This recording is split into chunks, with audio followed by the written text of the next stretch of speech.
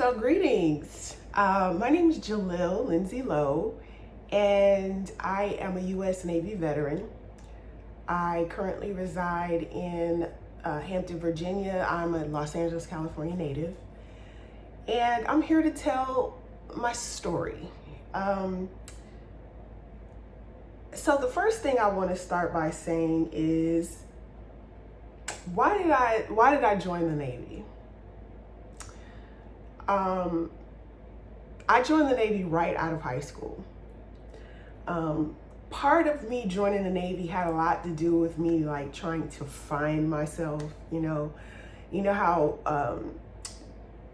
a lot of times kids who grew up in certain households with certain types of with parents that had ideals and goals for them, they have a lot of pressure on them to go to college, have it figured out what they want to be when they grow up at 8, 10 years old, which is something that I totally did the opposite with all of my kids. And the reason why is because at that age, we want to be 10,000 things. At least I did. And most of the people that I know growing up, we didn't want to be the same thing we wanted to be when we were 6, 10, 12. Then by the time you graduate from high school, it's like you're 10,000 other things. And then you go to college, and then you think you want to be that thing, and you start studying for that thing, and then all of a sudden you're no longer interested in that thing. And if you had parents who were not financially secure, who maybe took out student loans for you, you wasted their time and their money, and then they've got these loans that they have to pay back. And then you meet so many people who went to school for one thing, and once they graduated, they're not even doing the thing. So my story is really built upon where I started versus where I am now. And I feel like I'm in a very secure place at this point with what I want to do. So I want to talk to you about my identity and my search for who am I and where am I going? Where am I going with this? What am I here for? We all have these same questions that we ask ourselves at some point in our life. And so to sum it up, what I learned through my Navy career, I went in with the idea of this is temporary. And it actually was. I didn't retire. I did eventually separate, but I did stay a lot longer than I had initially planned on staying. So straight out of high school, I'm gonna go to the Navy. Why? Because I'll get to travel. I'll get to go on a cruise ship. I'll get to go to different countries. I'll get to meet different people. I'll get to experience other cultures. I'll just have this immersive experience, and I'll figure it out. And so that's why I joined the Navy. It had nothing to do with patriotism or wanting to serve my country, if I'm being frank. It was admirable to do. 2, it would get me up out my mama's house because, when you get to a certain age, you start to, you don't want to follow the rules. You think you're grown, you think you know everything, you have it all figured out, even though I didn't. So I joined the Navy, and immediately within 6 months, I was probably pregnant. I believe it was around 6 months. I was pregnant with my oldest child and getting married to my husband, my current husband, who I'm still married to now. So that just goes into a whole other identity crisis that, all right, well, who am I now? And you become a mother, you become a wife, and then you're a service woman or a service person. And so you're trying to juggle all of these things at once.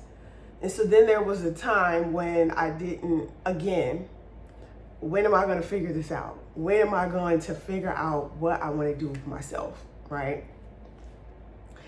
And so I was always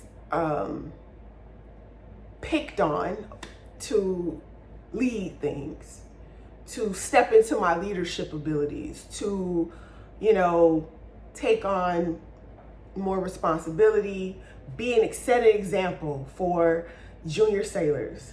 And I remember when I became pregnant, there was a Master Chief who literally told me, "I'm so disappointed in you. You had so much potential." So, I was like, what am I going to do now? Because I don't want to be, a letdown. I don't want to be a disappointment. I don't want to be a bad example, but I also want to stay true to myself.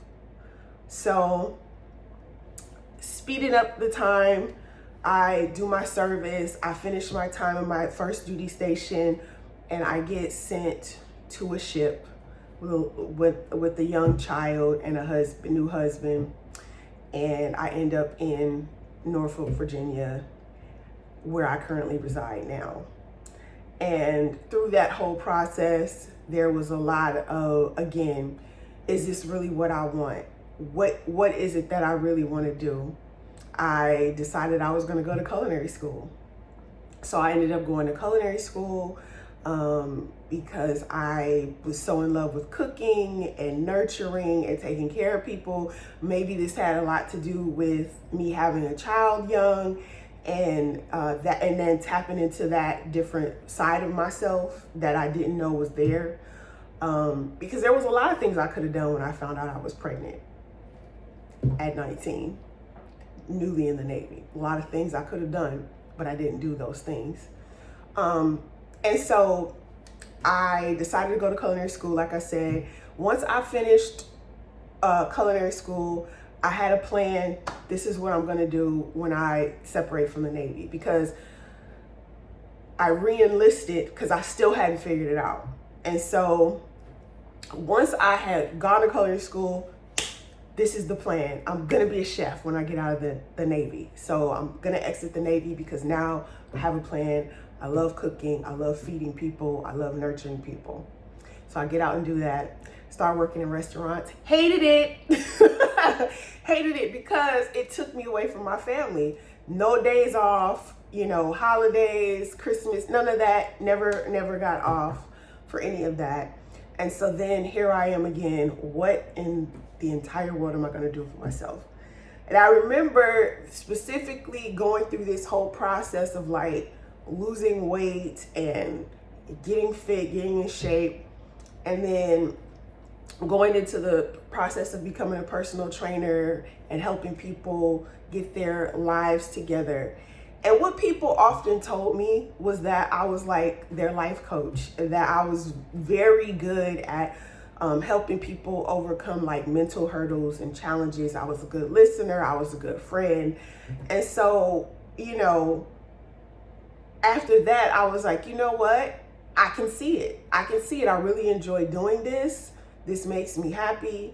And so, I continued on down that path, speeding up to now, where I'm currently in the process of becoming a board certified wellness coach, not just a wellness coach, but a board certified wellness coach, where I'm able to really support and help women specifically. Let's just be honest. I mean, men oftentimes don't come to women and they're not necessarily vulnerable enough to come to women to help them on a wellness journey. And so the majority of my clients that I've ever had have always tended to be women. I've had a few very, very secure men who really took what I had to say and utilized my advice and saw results. But mostly I'm here to help women, and especially veteran women, because I know what that whole process is like going into the military as a servicewoman, and if you have children and families and things like that. And so what I learned, where I am today, is that I'm a supporter, I'm an anchor, as well as a light that shines the way that people, so that they can become their best selves. And so that, in a nutshell, is my story sped up in 10 minutes. And I hope that this resonates with somebody, and that, that it's a good story to help somebody tap into their own, inner self.